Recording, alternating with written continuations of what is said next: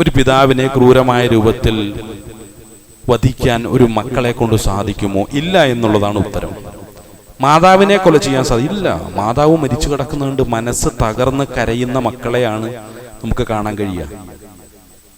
സ്വന്തം സുഹൃത്തുക്കളെ അല്ലെങ്കിൽ കീഴിലുള്ളവർ അതിക്രൂരമായ രൂപത്തിൽ പീഡിപ്പിക്കാൻ ഒരു വിദ്യാർത്ഥിയെ കൊണ്ട് സാധിക്കും? ഒരിക്കലും സാധ്യമല്ല. സ്വന്തം സഹപാഠികളെ, സ്വന്തം കോളേജിലുള്ള ആരെങ്കിലും ഉപദ്രവിക്കുന്ന കണ്ടാൽ അതിനെ ചോദ്യം ചെയ്യാൻ മാത്രം നീതിബോധവും സുരക്ഷിത ബോധവും ഉള്ളവരാണ് ഓരോ ആളുകളും. പിന്നെ എന്തുകൊണ്ട് ഇത് സംഭവിക്കുന്നു ചോദിച്ചു കഴിഞ്ഞാൽ, ഇവിടെ മനുഷ്യരല്ലാതായി മാറുകയാണ്. അതിന്റെ കാരണം എന്താണെന്ന് ചോദിച്ചാൽ ലഹരിയാണ്.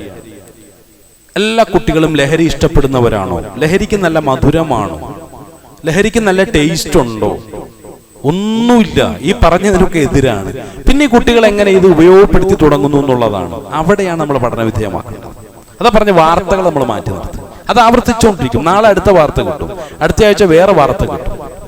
വാർത്തകൾ ഇങ്ങനെ വന്നുകൊണ്ടേയിരിക്കുകയാണ്. അതൊരു ആവർത്തനങ്ങൾ മാത്രമാണ്. അതിന്റെ പിന്നാലെ മാത്രം നമ്മൾ പോകാൻ പാടില്ല, ഫോക്കസ് ചെയ്യാൻ പാടില്ല.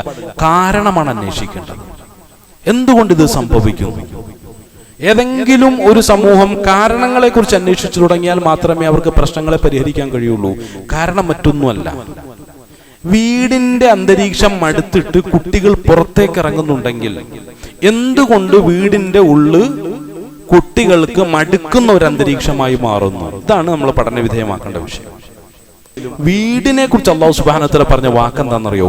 മസ്കൻ എന്നാണ്. മസ്കൻ എന്താണ്? മസ്കൻ എന്ന് പറഞ്ഞാൽ സമാധാനം നിലനിൽക്കുന്ന ഒരു പ്രദേശം എന്നാണ് വീടിന്റെ അർത്ഥം. സമാധാനപരമായ അന്തരീക്ഷം നിലനിൽക്കുന്ന ഒന്ന് എന്നാണ് വീട് പറയുന്നത്. നമ്മുടെയൊക്കെ വീടുകൾ മസ്കനാണോ?